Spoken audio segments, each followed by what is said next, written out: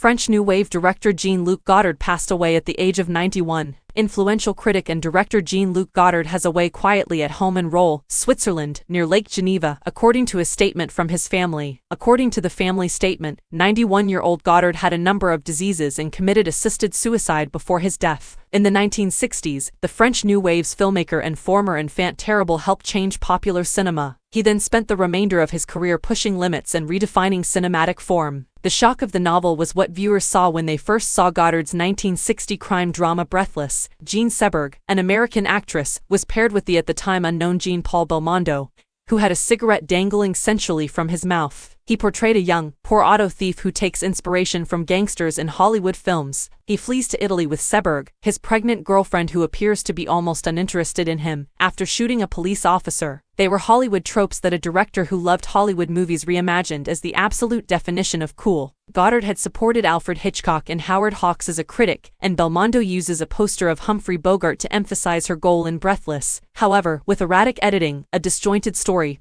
and performers engaging with the camera, the director was establishing himself as a representative of the new wave in narrative, which was characterized by innovation and a rejection of conventional methods. According to critic David Thompson, he appears in 1960 and effectively declares, "I have seen every movie ever made. The majority of them I love, but I give up on them because they are all outdated. I'm going to create a brand new sort of movie by fusing the enthusiasm and freshness of a student's ideas with the narrative structures of classic movies." He succeeds in doing so for 6 or 7 years, averaging 2 films per year, a respectable number of movies. In films like Contempt, starring Brigitte Bardot and Jack Palance, in which he criticizes commercial filmmaking, in his science fiction movie Alphaville, in which a private eye lives in a society run by a computer, and, perhaps most notably, in his scathing, satirical critique of middle-class materialism, Weekend, a black comedy with murder, cannibalism, and an 8-minute, single-shot traffic jam on a country. Just a few weeks before widespread worker and student strikes in May 1968, Weekend had its premiere. Godard addressed the crowd that none of the films in competition represented their interests,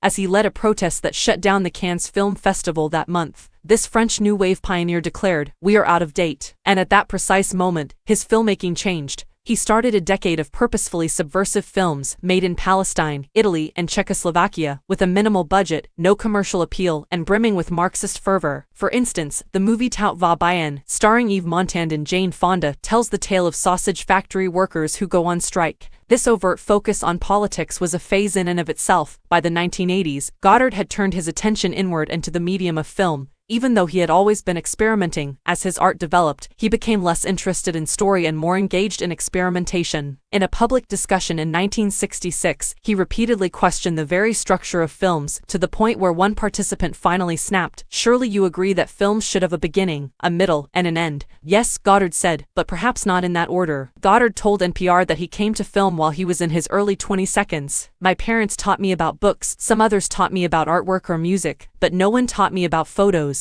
He then informed others, "All you need to make a movie," he once said, "is a girl and a gun." He started out as a critic, and in a way, he remained one his entire life. But as time went on, he became content to do without both women and weapons, as well as schemes. He was reportedly a difficult person who had disagreements with his peers. One such disagreement, over François Truffaut's 1973 film Day for Night, didn't be addressed until Truffaut's passing in 1984. And in his final years, he rejected the idea that modern Hollywood could ever produce quality movies. If Godard's own work was considered serious by his standards, it primarily consisted of what could be described as visual essays, collages of film and video snippets accompanied by sound and occasionally incomprehensible commentary that attracted a decreasing number of viewers. However, what he accomplished in the early 1960s is still with us today. His ideas were so well received by the general public that long after the new wave had lost its luster, he continued to have an impact on filmmakers, some of whom may have never even heard of him.